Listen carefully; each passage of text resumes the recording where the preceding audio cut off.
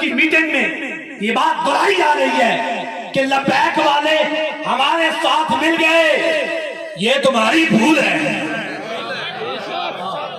یہ بات سن لو، بالکل لبیک والے تمہارے ساتھ قیامت تک نہیں مل سکتے۔ لوگوں کو گمراہ نہ کرو، ہم تو اس نظریے کے ساتھ کھڑے ہیں جو بابا جی نے ہمیں نظریہ دیا تھا، ہم اس نظریے کے ساتھ کھڑے ہیں۔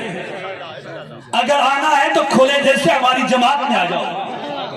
واہ واہ، لبیک کا جھنڈا تھام لو، لبیک کا نام لگاؤ، ہم تمہیں خوش آمدید کہیں گے۔